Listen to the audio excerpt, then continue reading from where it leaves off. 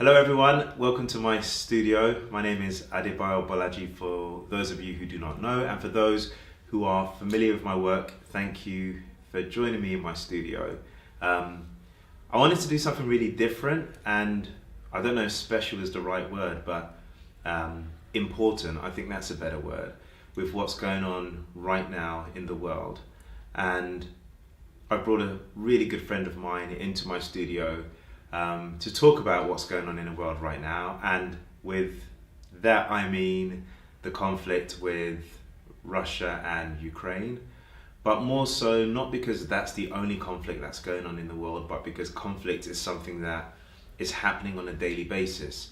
And I think with the nature of the internet, the internet, social media, dealing with things at such high speed, I think it's really easy for us to get caught up in conversations that are potentially driven by guilt and fear, intimidation, and people wanting to feel like they're doing something right and not doing something wrong.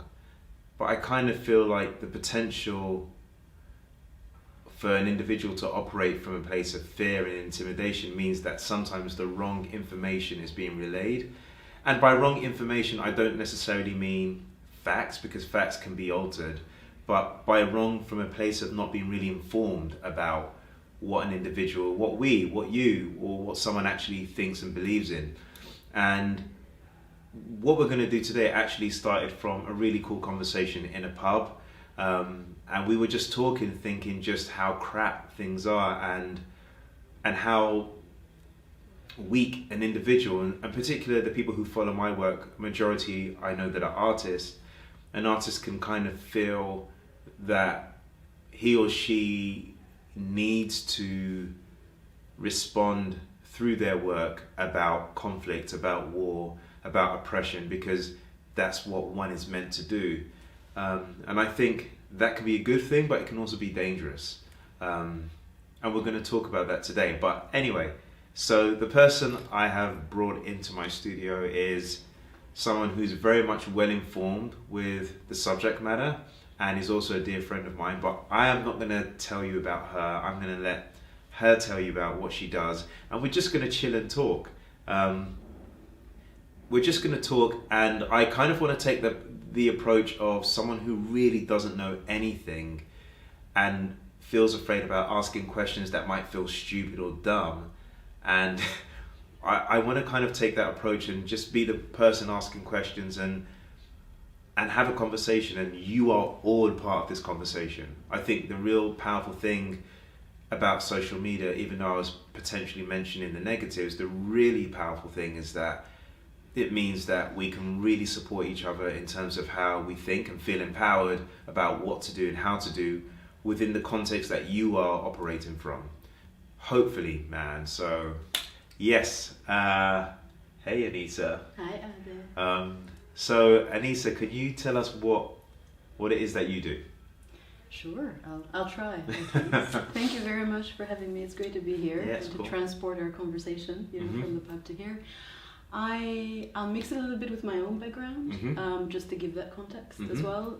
So professionally, I actually joke. I say that I've spent the past 18 years dealing with people. Yeah. Because in one way or another, all of the roles that I've had, have had a key component of working with people and focusing on people. Yeah. Most of my background is humanitarian related, so specifically working with displaced communities, with people fleeing war and conflict, because they're not two and the same, and also with migrants, with people who have had to flee for one reason or another, and with people who have found themselves in countries that are not their own, for whatever reason that might be. Yeah. I've worked with it in many different shapes and forms, from humanitarian aid and response to countries or neighboring countries in conflict or in volatile situations, to the integration side in London, and also in other receiving countries.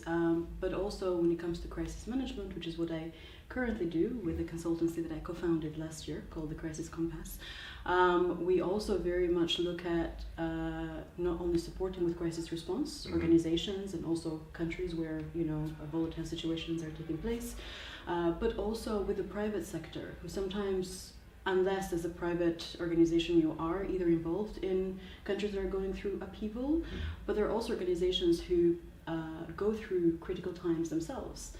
I happen to be working in healthcare during the COVID crisis, so that was quite an all-encompassing crisis that cut across, so many levels of society, well, all levels of society really, but also it was a multifaceted crisis as well. And it compounds other existing, what we call crises. So for example, people on the move, people in refugee camps, So I've worked in a number of countries in the Middle East. I've focused on the Balkans, on Central Asia, on Eastern Europe. I've worked for UN and with UN agencies, both as a consultant and also, on a more permanent, while still temporary basis. And we also train. We train on readiness, crisis readiness.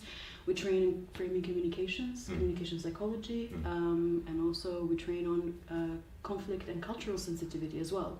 And also with private businesses, as well as and I coach and mentor individuals as well. Also those who might sometimes not know, they might have the means, to do something and might have the wish and the will, but, have taken a step back and assessed, well, what do I actually really do and how do I use the resources that I have, both within me and perhaps even material resources to do something that is impactful, but in a wholesome way and in an ethical way.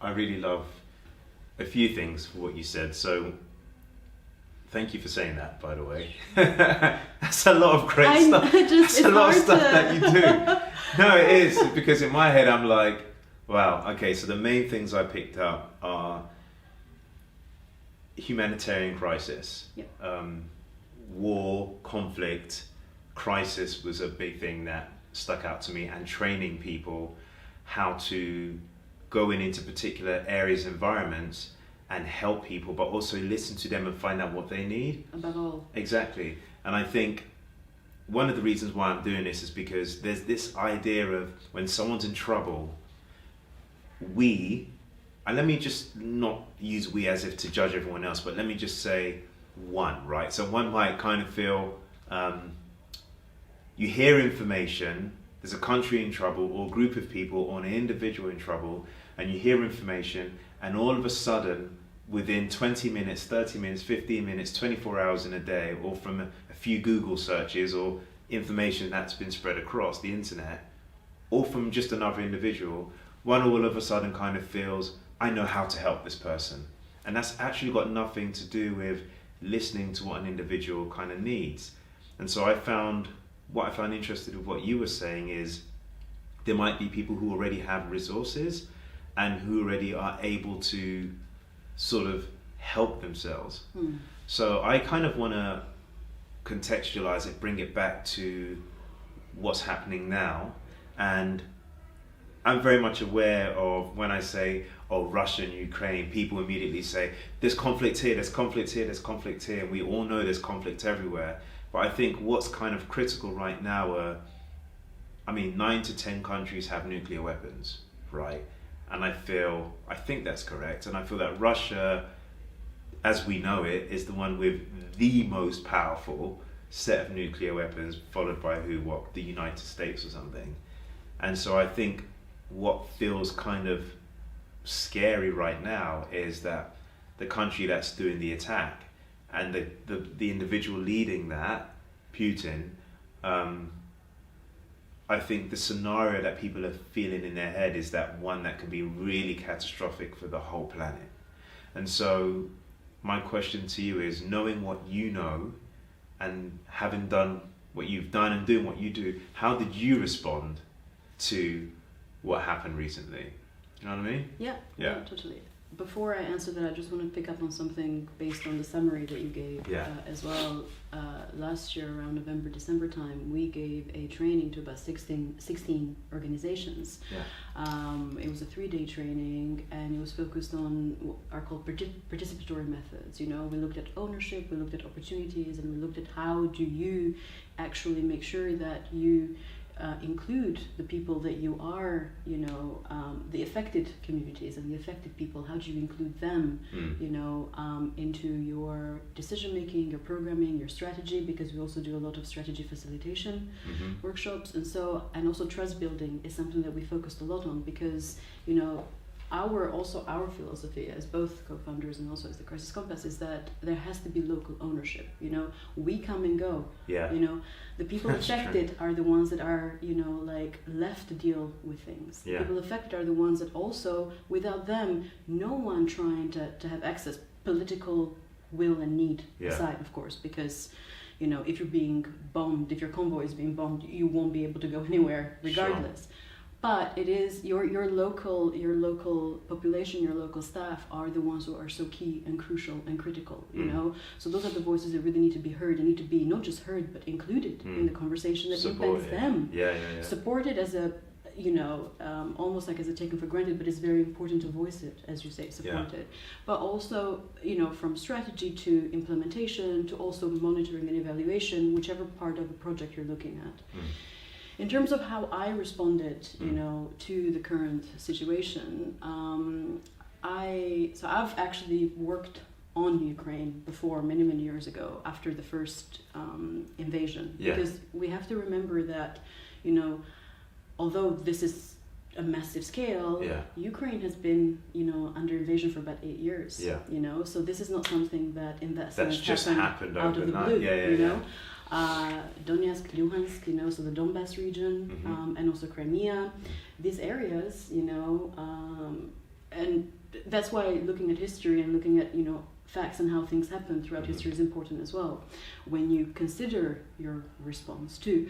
But Ukraine has been under occupation and invasion one way or another, you know, for quite some time. And I had the fortune to also still have former colleagues, you know, and friends, you know, Ukrainian colleagues and friends who are still in Ukraine. So I'd check with them regularly, you know, to see how they're feeling first and foremost, how they're thinking. And it was very interesting also to get the vibe, if you wish, you know, from the field. So I personally have tried to not respond much, to be honest with you, because I generally feel that it's important to, even for someone who's been in one way or another involved, it's important to stop and take a step back, you know, to pause, and to really consider, well, okay, what am I responding to? You know, to first and foremost take a look internally at your own feelings. And also, in my case, for example, am I responding to the fact that I know the context? Am I responding to the fact that I've worked in the context, that I've covered the context, that I have friends and colleagues, you know, in organizations who might be responding to the context, but also they are, you know, they are affected themselves? Am I responding to my own triggers from my own past? Am I, you know, responding to, for example, I have not gotten involved with any of the demonstrations, and I had to take a very deep look to understand why.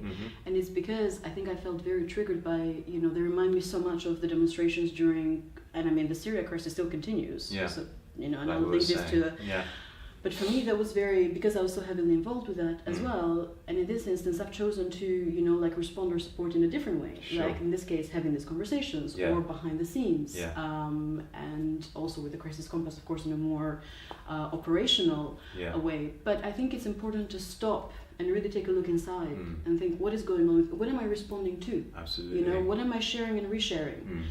So I posted a photo from my time in the Ukraine. Also with this, and I posted a few actually, also with this wish of showing the wholesomeness of the situation. What do you mean by the wholesomeness? That it's very easy to then, once places get bombed and people start, you know, like really suffering and dying, and you get all of these images, it's almost like we forget. There's this very, almost like perverted obsession Yeah. with death and destruction, and I mean what bleeds leads, as Yeah. they say. But so I thought, let me share. All I said was Ukraine on my mind before, Sure. the invasion, and just share some images of, beautiful structures. Sure. Because there's a lot of Soviet, architecture that is predominant, but there's also a lot of other, there's so many facets and so many beautiful things that intertwine in Ukraine. So I decided to share that. Yeah. And I have shared a few anonymized and carefully chosen, not conversations as such, but quotes from friends in the Ukraine, in Kiev, and also from those who have family in the East. Because again, this is not about me. Exactly. Yeah. So, and because I have the huge privilege, to know people, local people, with families, with loved ones, there. So for me, it's always very important to bring that voice. Yeah. So I've shared some of the things that they were saying, especially in the first few days, Sure. when things kicked off, and there was a lot of uncertainty, and now there's even more uncertainty, but of a different kind. So that's how I've responded to it. We've had conversations actually today also with. On the Crisis Compass side, next week we will be, saying something and sharing something. But for us and our ethos and the way that our work, is done, and what we focus on is that we already work in crisis, but for us it's never about piggybacking on the misery. Otherwise we'd not be humanitarians to begin with. Yeah. But it's about trying to say and do something, considered as well. Because it's very easy to get trigger happy and to then, not in our case as such, but generally to then feed into this mass, Sure. And that's why I said, stop, pause, take a look at what's going on inside and what are you responding to? Trigger, I think, is a very key word, even just not to digress, but I think in general, I'm quite personally passionate about people actually listening and passionate about artists coming into a space and creating work and I think you can be triggered in a good way, because trigger can have just fully a negative connotation, but I think everything to a degree is a trigger. By that I mean an impression on you and how you respond to it.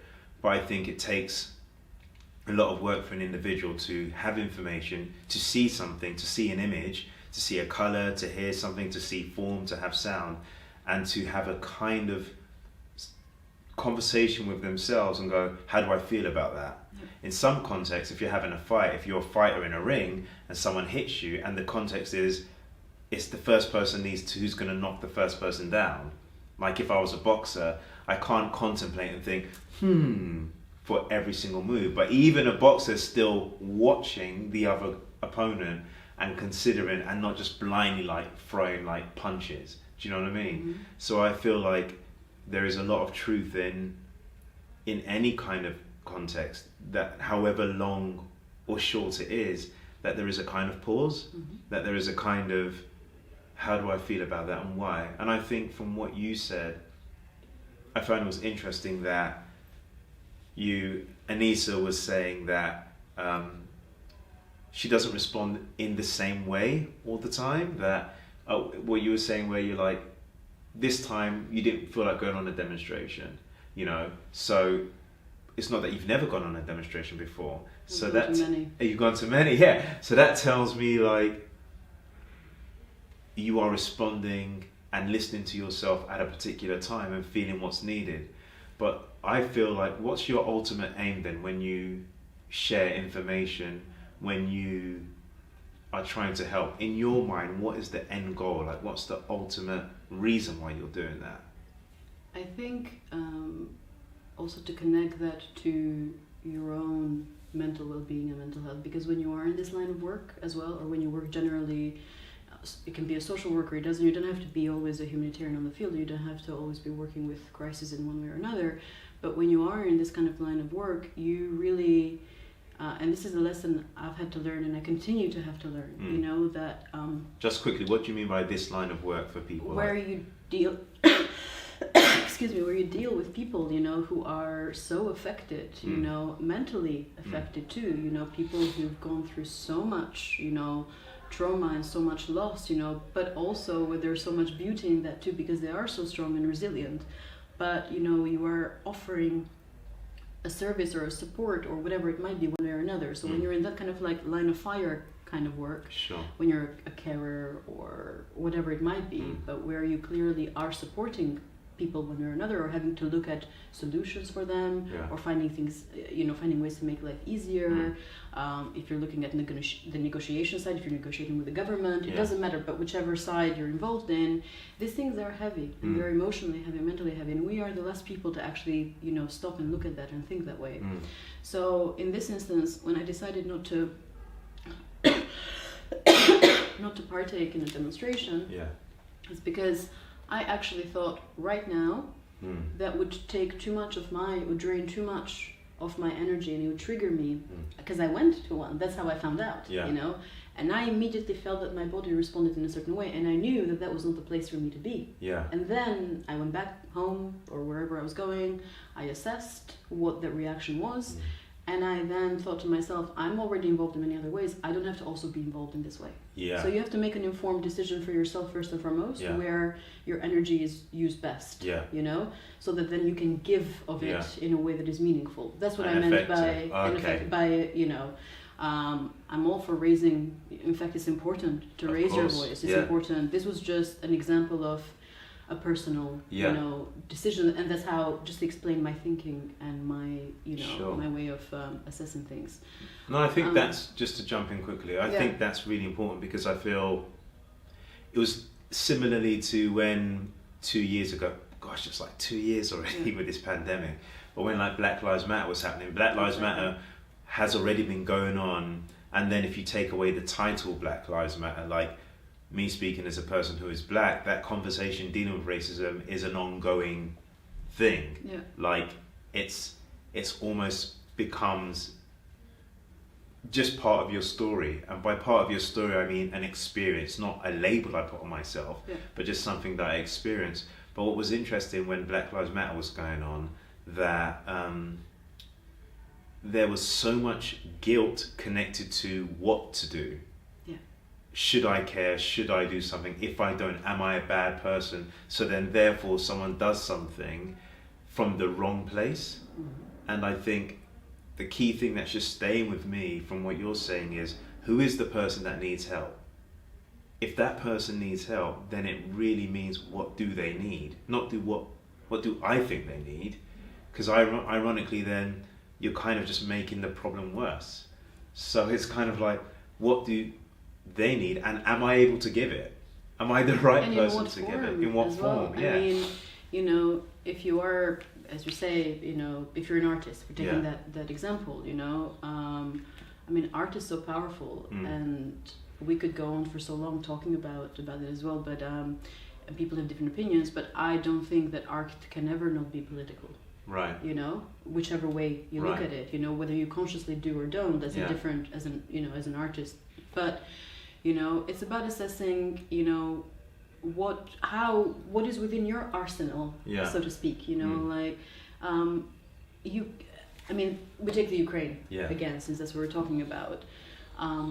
It is so huge and it can feel overwhelming, you know, and it's not dissimilar also to other, you know, conflicts that are still, you know, going on. They're important to mention, you know, just because you don't hear about something in the news, it doesn't mean that, you know, it's not going on anymore. Of course. You know, things are still happening in Syria, in Yemen, you know, and this is not to diminish, and it's actually quite sad that we even have to say this right now, but this is not to diminish, you know, the suffering of what's going on in Ukraine, you know, but two things are true at the same time or more, you know.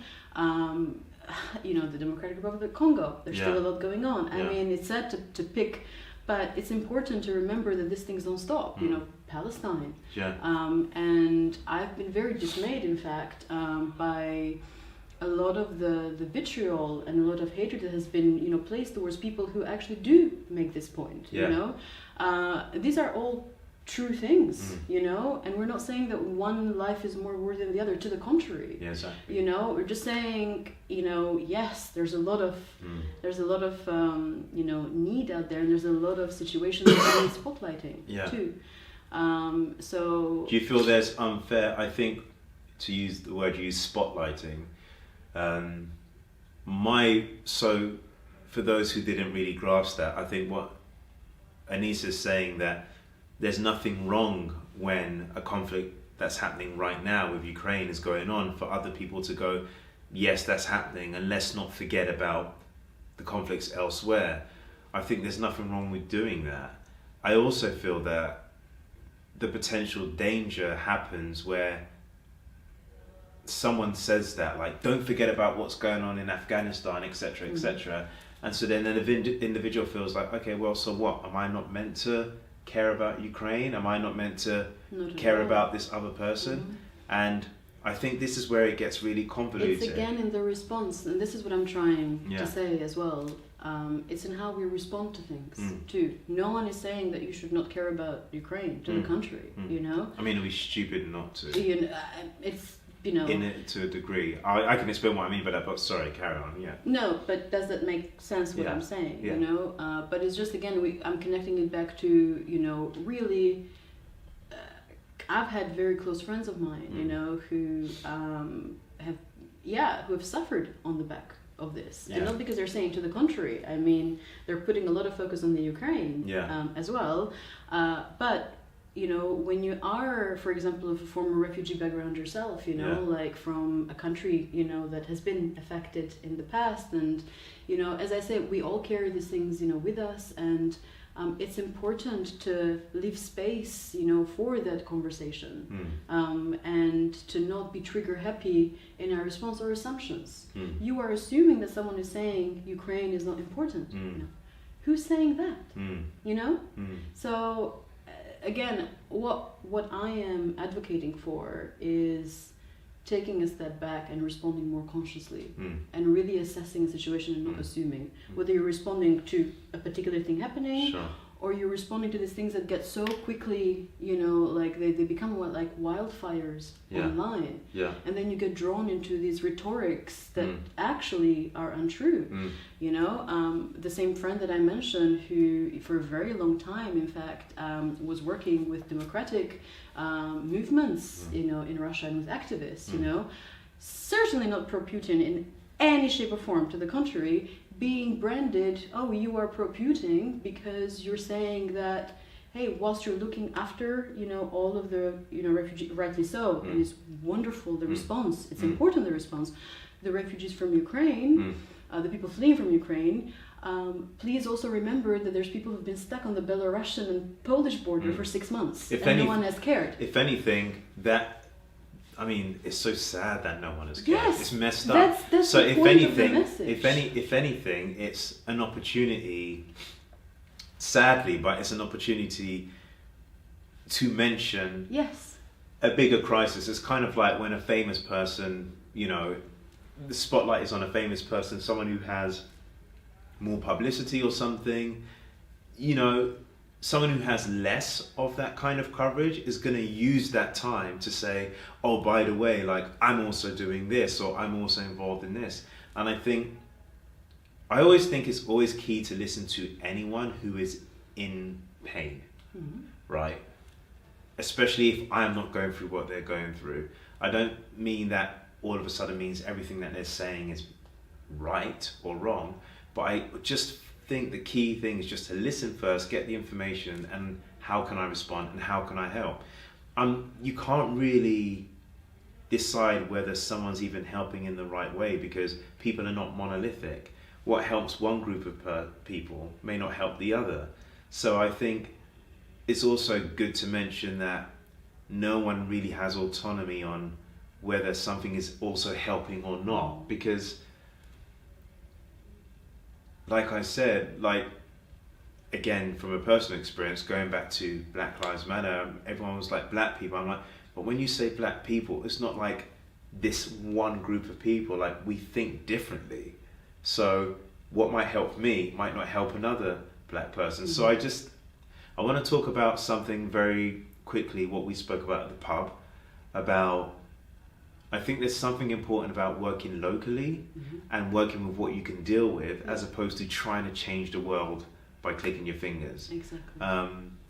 And because you can't. Yeah, I'm gonna. And you're going to, you know, then you will lose the will. Yeah. Regardless. Because in the pub we were talking about So Anisa and I were talking about in the pub how we feel what's empowering is working locally with what one can deal with or what you're surrounded by within your immediate environment.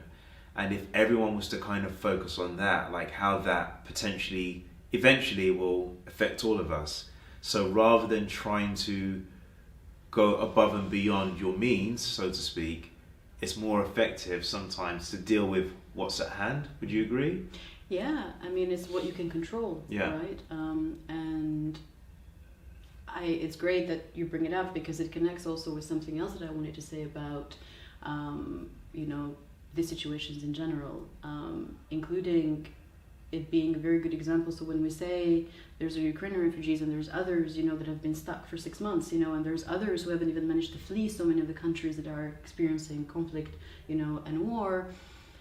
The reason why it is actually important to raise it is because unfortunately history has told us and has shown us, that when it doesn't become either politically important for a certain country or re-elections or whatever it might be, or in international politics, when the noise dies down, unfortunately refugees get forgotten. And if anything, everyone who, or most people, those who do this in a conscious way, people are actually raising also from now the alarm that, let's not forget also about the Ukrainian refugees once things might start to die down a little bit, Yeah. So, because that is important, I mean, these situations or a crisis, they last for a long time. But is it, so with that, so just jumping in, so do you feel it's the duty of the average citizen to constantly be involved with what's happening globally in terms of crisis, or do you feel that actually that's a full-time job for someone else to do, and then the average citizen can still be involved by maybe if there was like some kind of monthly newsletter or something that they dip into now and again, so they're informed, as opposed to it overwhelming their consciousness and every day waking up in the morning and going, there's conflict in Syria, there's conflict, right now what's going on in Ukraine, like there's conflict. Whereas, hold on, there's someone who actually deals with that, and there's a way that I can continuously be connected to that in helping that. Is my question clear? Yeah, it's clear. No, and I think what do you think it differs from person to person. I personally think it's important to be informed of what is going on, also so that you are less prey to, what you might hear, here and there, or at least you can, in as much as is possible, be of more sound judgment when you read so many different things, or when you see memes, or when you see photos.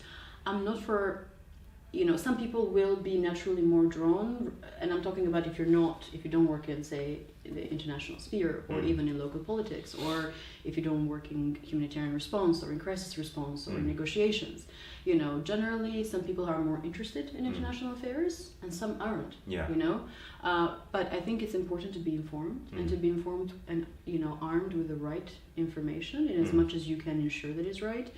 And I think we are connected enough that if you're so inclined, you can find someone in your circle who might know something or someone on the ground, so that you can get a bit more detailed information, and also so that you can get, you can feel that whatever action you do take, is more empowered because you can talk to someone on the ground, if we're talking about, like making an impact on the ground. And on the ground can be, a temporary refugee setting. It could be around the corner from you, I mean, we're in Croydon, for example, here, and there's a huge, refugee and asylum-seeking community here in Croydon, including unaccompanied minors, so you can also, impact here. Like locally, But if you so choose, to do something internationally, and if that's not your sphere, and if you're feeling overwhelmed with information, first and foremost, let's say, again, take a step back,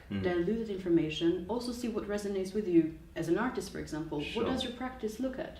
How does it connect to something? Is there someone in your network who you can talk to some more and say, hey, I've been thinking about this, it's really been sitting with me, I want to do something, I don't know what it is that I can do, as opposed to just like shooting in the dark, Is there anywhere that you can, refer me to?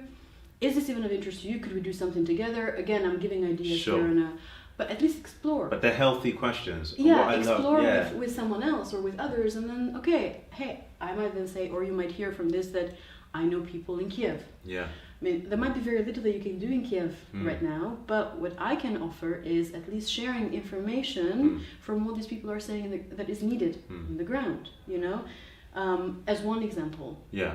No, I really, really like that. I just always feel it's important to ask questions. Yeah. And not to assume. To yourself Yeah, and to those around you. To those around you. Like, get as much information as you can. Don't obsess, of course, because at some point a decision needs to be made, but at least be as informed as you can. And I want to bring it back to imagery, because we're in my studio right now, and I mean, we're sitting in front of two paintings. That wasn't put there on purpose, by the way. It's mine. Yeah. No, but you know, so it's you full know, of beautiful. yeah. I always love coming here, you know. Cool. Because I love full it. of It's beautiful my work. happy place. But Yeah. so yeah, like you mentioned a few things that I think some artists will think about. Where you said you feel that all art should be political, which I think is a big different discussion of itself that I don't really want to spend most of our time in. But I think that begs questions like, well, what do we mean by political, etc. But also I think at the very beginning when you were talking about what you do about being trigger happy is the power of imagery. And I'm really interested in the psychology of how we digest information. And from a creative, artist, business, marketing, all those points of view, I think the reaction of a human being is so emotionally led, as opposed to one that's critically led. And that can sometimes be a positive thing if you're a business person and a marketing person. That's what they prey on, because they know that people are emotionally driven, so they feed particular images in order to get a particular kind of response, you know. I feel that, I remember reading going, I think something like 70% or something of human response is visual, that the eyes are so powerful in terms of what we digest. So then that makes me think about how the media communicate information to us and how we inform ourselves about information based on imagery. But then it also makes me think about your point of it, therefore being all art should be political. And there is a case for that from the point of view that if we consider imagery to be that which provokes a behavior, if one considers imagery to be that which evokes a response, then all art should be political has a case from the point of view of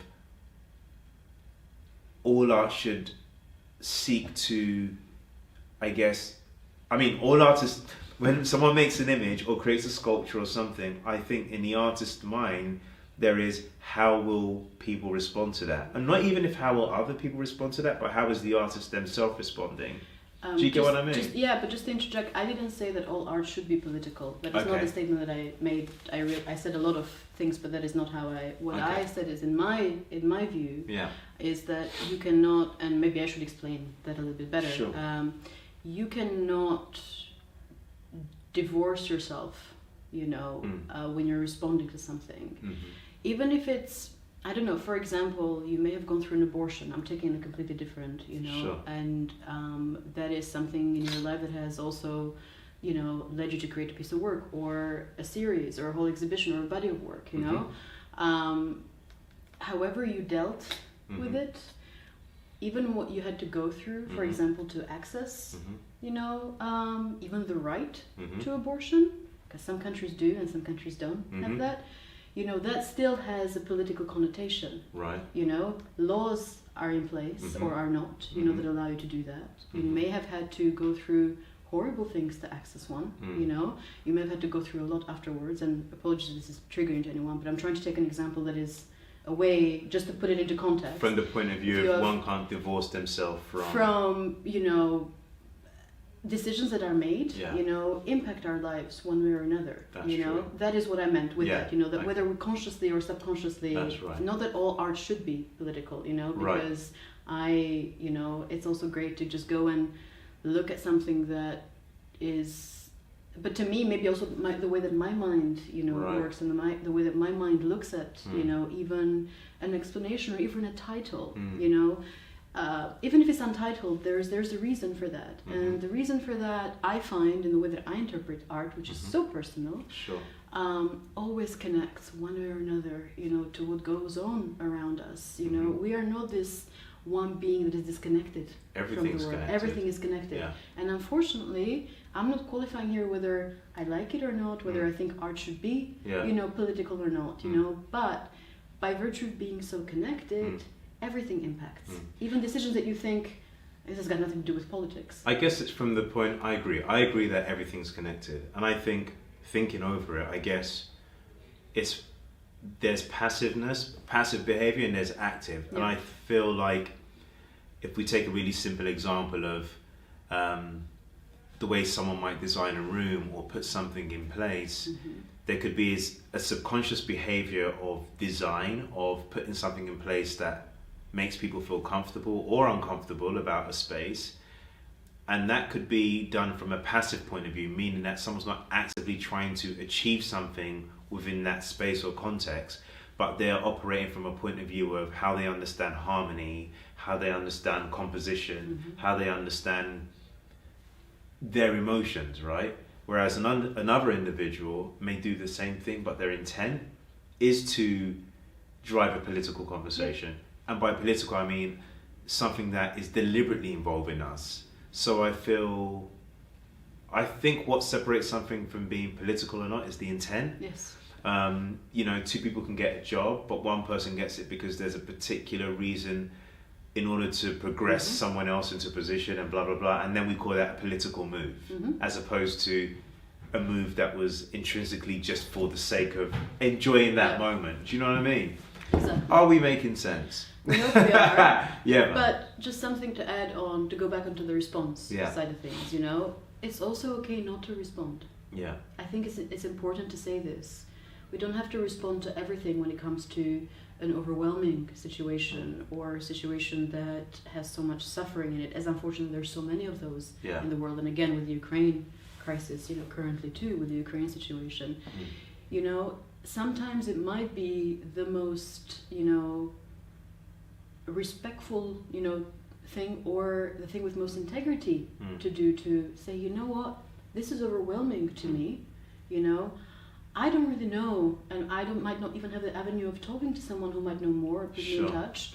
I actually don't know how to and I'm saying you can have this conversation with yourself, you know, and if you assess that you're completely out of your depth, you might not even have any interest, you know, you wish well to whoever is involved and affected, it's much better, you know, to just step back and not share if you don't feel that you have the time, the wish, the will, you know, the resources, you know, to say something. We don't have to say something. Absolutely. When you're talking, what comes into my mind is that, well, the question that is the difference that kind of behavior is informed. So whatever someone is deciding to do is conscious, as opposed to someone who's just living aimlessly. So if I decide not to respond, it's a conscious decision not to respond. And if I decide to respond, it's a conscious decision to respond. Both of those activities are based on being informed, as opposed to someone, it doesn't concern me, it doesn't matter, I don't care. I mean, that I don't agree with. I'm not saying you agree with that. No, I don't agree. That's not what I'm talking about at all. If anything, this comes from a place of care. Exactly. You know? Because it's like, as much as I love that, it comes from a place of care. Of absolute of being care. informed. Exactly. You know, of not promulgating, you know, things that you don't... I mean, I'm going to take this example, which might make me very unpopular, and I do not mind that one bit. There's this thing, one of many, you know, circulating, this juxtaposed photo of, you know, Putin in a long table, you know, with 4 people at the very back, and you have Zelensky, you know, like in what looks like a bunker or an underground, you know, location, surrounded by soldiers with some with a plate of food and with Coke or whatever it might be. And, you know, there's endless ways of it being shared, but the message, also subliminally going back to imagery, is the same between authoritarianism and dictatorship and true leadership. And again, I'm not Sure. Here, I think it's pretty clear where I stand. On. Yeah. But this has been shared and reshared so many times that I don't think anyone stopped at any point to think of, the context of the photos. Taking the bottom one aside about the long table and the but the context of the photo with Zelensky and the soldiers, we don't know what was going on. Absolutely. In there. Yeah. We don't know what the conversation is about, and I love photography, as you know. But a photograph is also a snapshot in a moment in time, and whatever is left out of the margins, sometimes that is also so important and informative for context. Yeah. Context is everything. Yeah, And absolutely. It's again, one of the things I'm so passionate about. I'm exactly. like crazy so passionate about. Sharing and resharing with just 2 sentences, this is what I'm going back to, with just 2 sentences, I don't think that's helpful or does any good to anything. We know, the world has seen how Putin operates.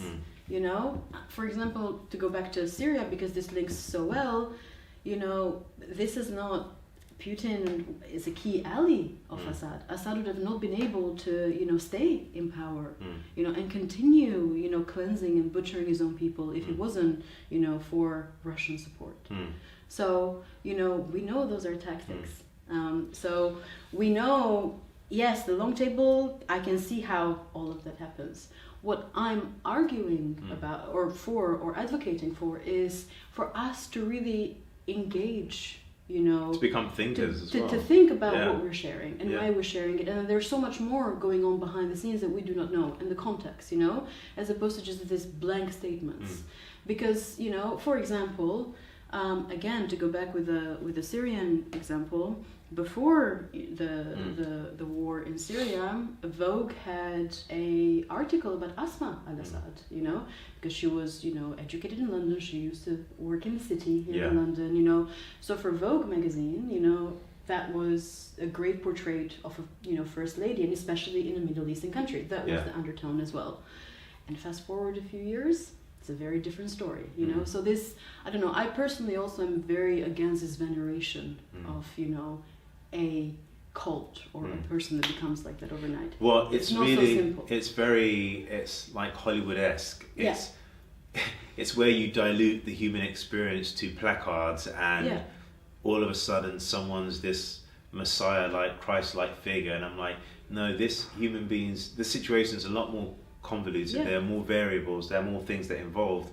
I remember years ago at university being on a demonstration against the war in Iraq, with saying I do not agree with what Tony Blair was doing, and Tony Blair's still around chilling, and to my mind that's like, someone would be like, well, that's a war criminal going around.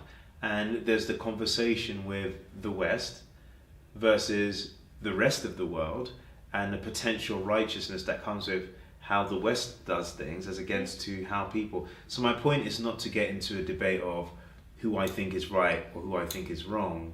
The point is about storytelling and imagery and the power of how we just interpret things, I feel, and how we are potentially always trigger happy and quick to judge stuff. That's why newspapers work. Absolutely. And I'm going to give 2 more examples, if you don't mind, because we're talking about imagery. Sure. There's also an image of the young Ahmed Tamimi, who, I don't know if you know of her, but she became the youngest journalist ever. She was amazing, fantastic, and she always went up to Israeli soldiers, and actually confronted them. And there's many images, and there's one circulating at the moment, claiming that was actually a Ukrainian child, standing up to a Russian soldier, which is not the case. Again, I'm not qualifying. I mean, the Ukrainians have shown amazing resolve and resilience and strength, like in the way that they have, dealt with the forces that have just been spun upon their cities, their villages, their life, But that is not that did not happen in Ukraine, But by being shared and reshared and reinforced, now it's become a different image of something else, and that has implications for both the story then and the story now. So if you were to break it down, because potentially I always think about how other people might be hearing this, I could hear an individual saying, but how do I ever know what's the right information? How do I ever know what to do? Because I don't want to not do anything. There are some people who are very active. That's their behavior. That's their type. There are other people who are more sort of like, they behave in the other way. They're not active, but they contribute in other ways. And you don't want to kind of, I don't like suffocating how people generally are. So if someone is active, I feel they should be active. So where does someone draw the line? Where does one draw the line and go, okay, now I have the information or enough information to do something, or now I should do something? Because just even with that question, to qualify it a bit more, arguably there is never the perfect source of material. It's something that we're always unfolding and discovering as we go along in time. So let me not answer the question for you. Let me just what do you think? I think it will never go away in that sense, by the way that social media also is structured, by the way that things go viral. So what will never go away? The fact that you will always have the proliferation, of things that are, unclear and untrue. Okay. Right. So in that sense, again, it's a bit like, it would be great to save the world and to change the world, but unfortunately, all we can do is one person at a time. If we focus on one person at a time, we're lucky. I always used to say, if I can leave one person with a smile after our interaction, it's been a good day, know, in that sense. So I don't have the answer here or the solution as to how do we cure this across social media, generally, However, I think that by that one person, approach and philosophy, I can take ownership for whether I trigger happily share something that has seemingly gone viral. What do you mean by the one person approach? So, one person at a time can also just even personal ownership, if this video leaves anyone with anything is just without making any assumptions about, them doing this already or not. I'm speaking generally because I take this approach myself, to stop and think, to stop before. And whether this comes from a place of really caring a lot, or just because you want to be seen as caring, or you don't know what to do and you just want to share something to amplify a voice, whichever place it comes from, it's about just stop. And if you do have, the means or the resource, you'll do so much more good work and so much less damage by stopping, and assessing how can I contribute to this that is not just resharing a viral piece of information. That is what I'm saying. And maybe by one drop at a time, we can in time, lead to a place of there being less of this, and ultimately it doesn't help the Ukrainians either, if we're talking about the Ukraine here, because this, for example, might, what's the word I'm looking for? Clog. It might actually clog from other really worthy things and pieces of information that you can contribute to that are making, an impact or can make an impact on the ground. So this is the lens that I also look at. But for me, it's always, you start with you, with yourself, and then with your friends around you, the conversations you have at the pub, and then the community around you. But start with what you do as a human, as yourself. How does that happen practically for you? Because I also know that I can understand what you mean by that, and I can, in my mind, interpret that, and I can put that into actual physical things to do. But someone can still hear that and go, yeah, but I still don't know what that looks like. So for you, because I think it's quite personal, what does that look like for you? If I came to you now and I was like, start with what you can do, Anisa, be informed as much as you can, maybe if it help impact one person's life. Okay, it's Tuesday afternoon. How does that practically look like for you? How might that look I would never just go up to someone and be like, hey, listen, you have to, that's not what I'm, it's more in a, conversational, and this is mine. That's why I say, this is my approach, the approach of, whenever I read something, for example, how that looks practically for me, and I'm just speaking as an individual now, regardless of my knowledge of the Ukraine, working again, going back to the Ukraine. But if I'm, immediately, for example, when I saw I have with Ahmed Tamimi, I happen to know that is Ahmed Tamimi. You know, I happen to know the situation. Sure. Again, this goes back to how you want to be informed. You know, like we're talking about the photograph. The photograph in this case, because there's so many examples that we can take. You know, and also about the news, but you can take a little bit of time to, you know, do a little bit of research. What are actually some, you know, kosher sources of information? Sure. You know, so there is one practical thing that you can do, you know, and to start from there. There's always bias. We have to. I've taken that for granted, you know, and I've made peace with that. And that's why, for me, I try to read, you know, and to consume information from various sources, so I can hear all the biases as well, and then at least make an informed decision and opinion, you know, for myself, of what I think, but also when I share something, I can then also put the context and the light as to, first, do I agree or disagree? And second, and most importantly, why am I sharing it? Yeah. You know? That's the key thing. What's the ultimate, what is it that I want this to do? What's the goal? Exactly. That's what I mean. Yeah. And then go from there. Yeah. And who knows, you might respond in a certain way. Yeah. You know, Kat might respond in a different way. Yeah. Our other friends, you know, people we work with. But why am I sharing this? I think it's, before coming to wrap up, I think it's also important to know that whenever anyone's given a set of rules or advice, it's never like magic. So what happens is people feel like, now I'm going to get the response that I want.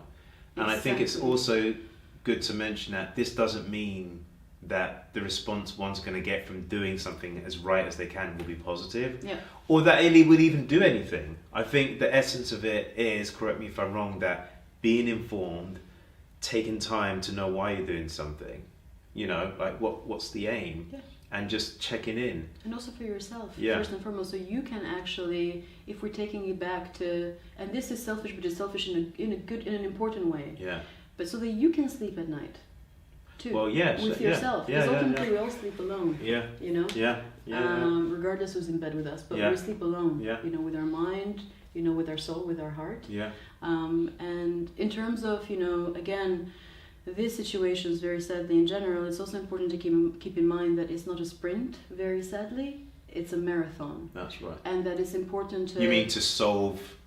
But also the situation doesn't, you know... this situation has gone for a very long time, so it's important not to... if you really do care, not to forget. Yeah. You know? And that is what I was referring to before, you know? And, you know, for those in London, there's so many ways that you can get involved in London, you know, because, and especially when the UK had a far more, you know, I'm going to use generously the word welcoming.